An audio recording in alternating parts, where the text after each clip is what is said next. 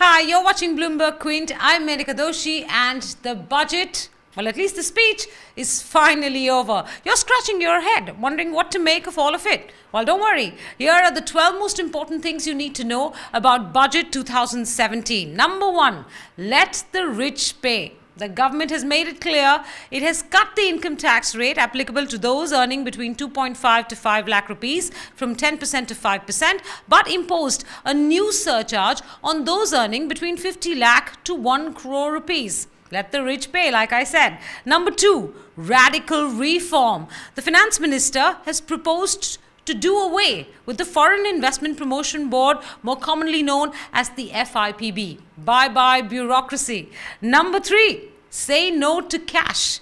Cash transactions above the amount of 3 lakh rupees will not be permitted. You're going to have to find some other way to make that payment. It's not going to be in cash. Did I say number three was say no to cash? Well, number four is repeat.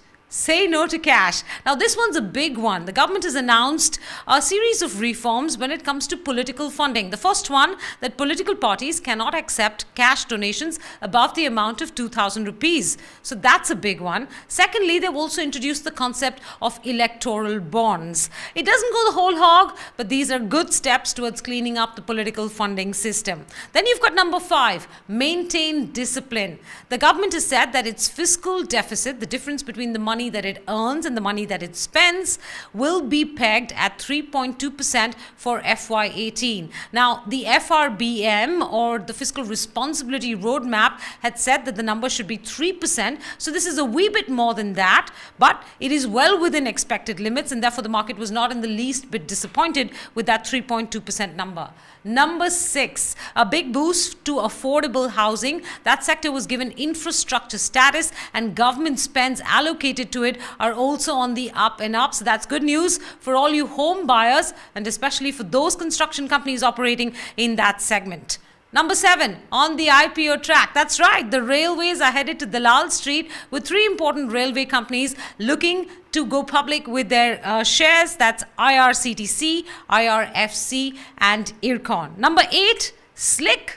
The government has said it intends to integrate all its oil public sector companies. That's going to be one big giant. Number nine, don't bank on us. This must be a disappointment for public sector banks like State Bank of India. The government said that it will not increase the recapitalization of any of these banks. It's maintained the number at 10,000 crores for FY18. Number 10, finally some relief for foreign investors. I won't get into this much because it's a complex tax issue, but just know this. Remember the Vodafone tax case? Well, there was a retrospective amendment made after that case. That amendment was made in Section 9, and the changes that were made to Section 9 continue to treat some foreign investors very poorly. The finance minister has today promised some relief. We have yet to look at the fine print. Number 11, will the government be third time lucky? They've set a whopping disinvestment target of 72,500 crore rupees. The last 2 years, the government has not been able to reach even lower targets. So how are they going to get this one? Well, only time will tell. And number 12, which is the final one, no change in the rate of corporate tax. Despite the promises that Finance Minister Arun Jaitley has made over the last 2 years, he had made no announcement today on the corporate tax rate. But this is just the first cut. We have yet to go through the fine print, so stay tuned to Bloomberg Quint for Budget 2017.